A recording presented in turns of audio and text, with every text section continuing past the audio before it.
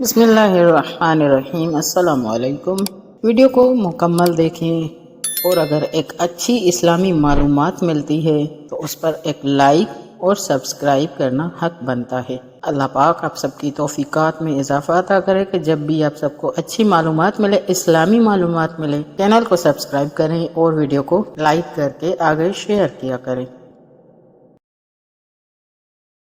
کتاب مصائب آل محمد میں ملتا ہے کہ امام سجاد علیہ السلام بہت زیادہ سخت بیمار تھے، اس کے باوجود سنگ دل دشمن نے حضرت کی گردن میں ایک توق ڈال دیا جس سے آپ کی کمر اور گردن جھکی ہوئی تھی۔ شدت بیماری کی وجہ سے اونٹ پر نہیں بیٹھ سکتے تھے۔ حضرت کے دونوں پاؤں کو اونٹ کے شکم کے نیچے باندھ دیا گیا تاکہ اونٹ کی پشت سے زمین پر نہ گر پڑیں۔ ہائے یہ غربت سید سجاد کی مولا! جب اہل بیت علیہ السلام کو بازاروں سے درباروں سے گھما پھرا کر پھر قتل گاہ کے قریب پہنچے تو سب پیادہ ہو گئے، اپنے گھوڑوں سے اپنی سواریوں سے اتر گئے اور شہداء کی پارا پارا لاشوں کے قریب گئے، لیکن امام سجاد علیہ السلام پاؤں بندھے ہوئے ہونے کی وجہ سے اونٹ سے نہ اتر سکے اور اس اونٹ کے اوپر سے بے سر شہداء کے بدنوں کو دیکھا اور حضرت کے بدن پر اتنا وزن ہو چکا تھا اور اس قدر بدن نڈھال ہو گیا تھا کہ قریب تھا روح بدن سے نکل جائے۔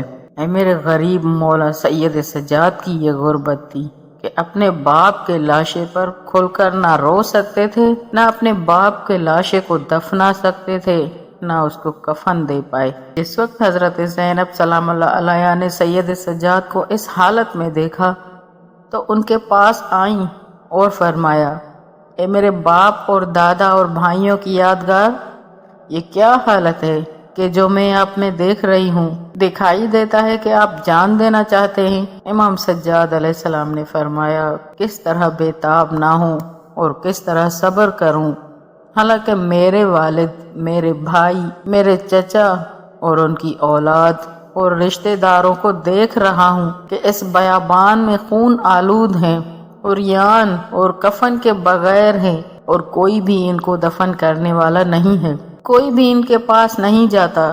کیا یہ مسلمان ہیں یا ترک اور دیلم کے خاندان سے ہیں؟ یہاں پر میں اپنے ویور سے بھی پوچھتی ہوں کہ اس حالت میں اگر ہمارے سامنے ہمارے باپ، ہمارے بھائی کے لاشیں ایسے پڑے رہیں کہ ہم انہیں نہ کفن دے سکیں، نہ غسل دے سکیں اور نہ انہیں دفن کر سکیں، ہمارے دلوں پر کیا گزرے گی؟ یا اللہ! بس یہ دل تھا سید سجاد کا اور یہ دل تھا جناب زینب سلام اللہ علیہا کا، کیونکہ نانا کا دین جو پہنچانا تھا، اس دین پہنچانے کے لیے سید سجاد نے اور بی بی زینب سلام اللہ علیہا نے اتنی قربانیاں، اتنی مصیبتیں برداشت کی کہ میرے نانا کی امت کی کوئی بھی عورت بے پردہ نہ ہو، میرے نانا کی امت کی کوئی بھی عورت بے نمازی نہ ہو، میرے نانا کی امت کا کوئی بھی مرد بے نمازی نہ ہو، میرے نانا کی امت میں وہ دین پہنچے جو میرے نانا پہنچانا چاہتے تھے۔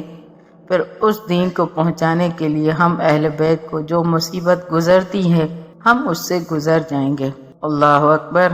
لیکن ہم اس امت نے انصاف نہیں کیا بی بی زینب سلام اللہ علیہا کے ساتھ۔ آج کی ہماری عورت بے پردہ گھوم رہی ہے، بے نمازی ہے، اولاد کی ٹھیک سے ہم تربیت نہیں کر پاتے، معاشرے میں اتنی بے حیائی پھیل چکی ہے کہ اب ہمیں بی بی زینب سلام اللہ علیہا کی وہ قربانیاں معاشرے میں کم ہی نظر آتی ہیں۔ پھر حضرت زینب سلام اللہ علیہا نے امام سجاد علیہ السلام کو تسلی دی اور اس طرح سے تسلی دی کہ میرے جد اور میرے والد اور بھائیوں کی یادگار، گھبراؤ نہیں، خدا کی قسم یہ واقعہ خدا کے عہد و پیمان کی بنا پر ہوا ہے۔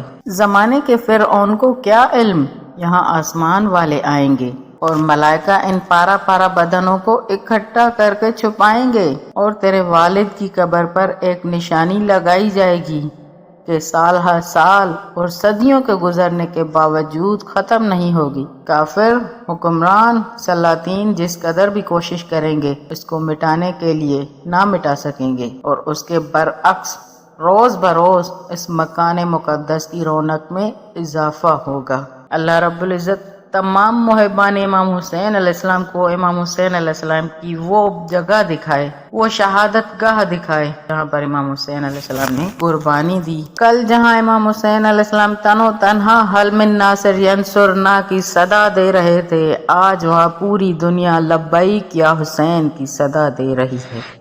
والسلام۔